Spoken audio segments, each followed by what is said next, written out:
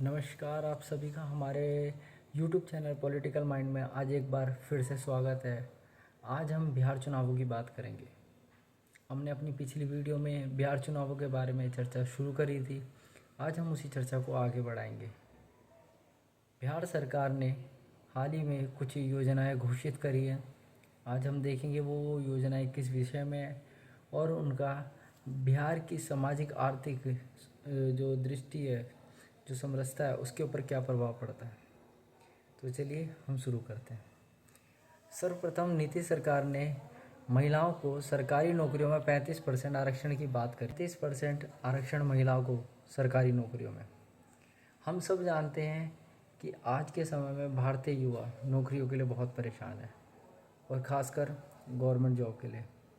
एक वो बच्चा अपने घर की ज़मीन जायदाद गिरवी रख के कैसे शहरों में रहकर कोचिंग इंस्टीट्यूट में पढ़ाई करता है ताकि उसकी वो नौकरी हो सके और वो अपने माँ बाप को एक अच्छा भविष्य दे सके, एक आराम की सुकून भरी ज़िंदगी दे सके। लेकिन ये सारी की सारी चीज़ें आज एक सपना बन के रह चुकी है और ऐसे में बिहार सरकार का घोषणा करना कि वो महिलाओं को 35% आरक्षण देंगे सरकारी नौकरियों में, एक चुनावी दाव ही लगता है।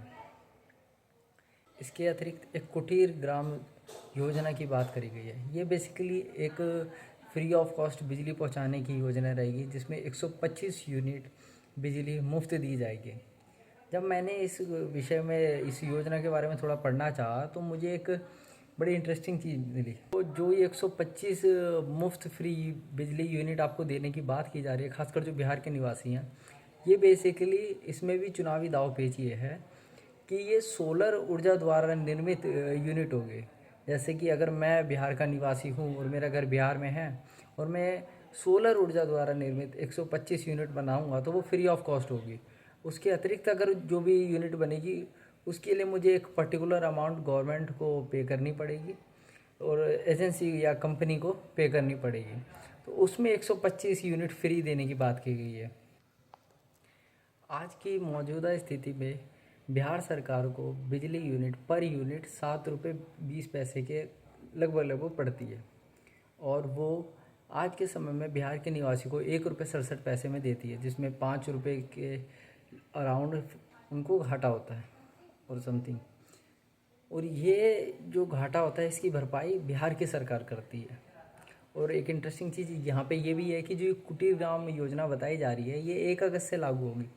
ठीक चुनाव से पहले ऐसी योजनाएं, ऐसी घोषणाएं एक संदेह लाजमी रूप से पैदा करती है और ये बताती है कि किस तरीके से ये इलेक्शन इम्पोर्टेंट हो चुके हैं। सबसे मज़ेदार बात ये है कि जब दिल्ली सरकार 200 यूनिट फ्री ऑफ कॉस्ट दे रही थी, फ्री जल दे रही थी दिल्ली के निवासियों को, तो मोदी सरकार और भाजपा सरकार, एनडीए ग्रुप, ये काफ़ी अपोजिशन में थे ये योजनाओं के खिलाफ। उनका मानना था कि इससे राजस्व पे दबाव पड़ता है और सरकार पे कर्जा होता है जिसकी वजह से उसको सिस्टम को चलाने में प्रॉब्लम होती है। मैं यहाँ पे एक डाटा और आपको देना चाहूँगा।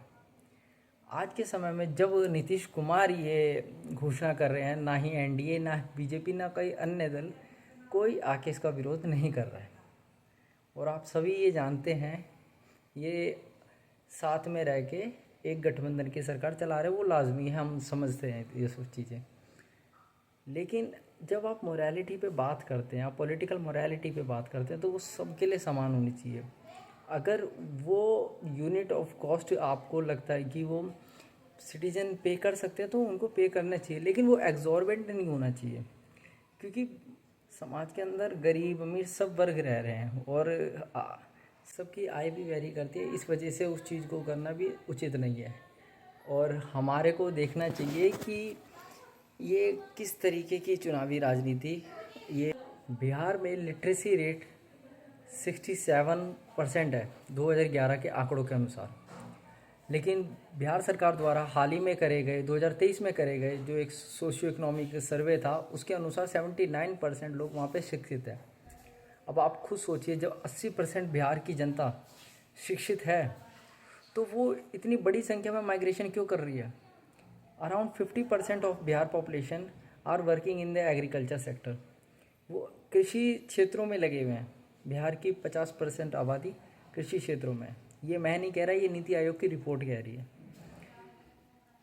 13% आबादी बिहार की शहरों में निवास करती है और 87% ग्रामीण क्षेत्रों में निवास करती है। आप खुद सोच सकते हैं कि ये इन आंकड़ों के अंदर कितनी बाइसनेस है, कितना दोहरापन है। जो इतनी बड़ी संख्या में लोग ग्रामीण क्षेत्रों में रह रहे हैं और हम सब परिचित है कि शिक्षा का स्तर बिहार में कैसा है, वहाँ की क्वालिटी ऑफ एजुकेशन कैसे है, वहाँ पे शिक्षा इंफ्रास्ट्रक्चर कैसा है। और ऐसे में 79% का आंकड़ा देना ये अपने में ही हास्यास्पद है। इसके अतिरिक्त 39.6% जो बिहार की सरकार है उसके ऊपर कर्जा है। अब आप सोचिए 40% बिहार सरकार के ऊपर कर्जा है, तो अगर ये फ्री ऑफ कॉस्ट जो इलेक्ट्रिसिटी देने की बात कर रहे हैं उसको कैसे फाइनेंस करेंगे। बिहार में छोटी छोटी भूमि है, उसमें बड़े लार्ज लैंड होल्ड नहीं है, जिसकी वजह से सोलर एनर्जी का सृजन करना लार्ज स्केल पे पॉसिबल नहीं है। और एग्रीकल्चरल लैंड ज़्यादा होने के कारण और स्मॉल लैंड होल्डिंग के कारण वहाँ पर इस सोलर एनर्जी का भविष्य बहुत 35% वुमेन रिजर्वेशन एक बड़ा इंटरेस्टिंग दाव है। और 125 यूनिट फ्री ऑफ कॉस्ट देना जो कि राजनीति से भरी हुई है, हम सब परिचित हैं, वो भी एक इंटरेस्टिंग फैक्ट है। इसके अलावा उन्होंने एक और बात, वो एक स्टेट यूथ कमीशन बनाएंगे जिनमें 7 युवाओं को वो मेंबरशिप देंगे और युवाओं की शिक्षा स्किल एजुकेशन एम्प्लॉयमेंट के ऊपर वो नीतियाँ बनाएंगे। बड़ी विडंबना का कारण है कि 2025 होने के बावजूद आज हम इन्हीं चीज़ों पे अटके हुए हैं और इस पर कोई कंस्ट्रक्टिव एक्शन नहीं लिया जा रहा।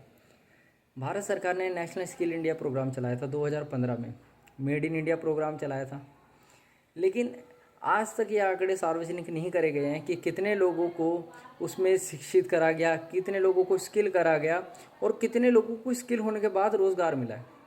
ये चुनावी बयानबाजी तक ही सीमित रह जाता है।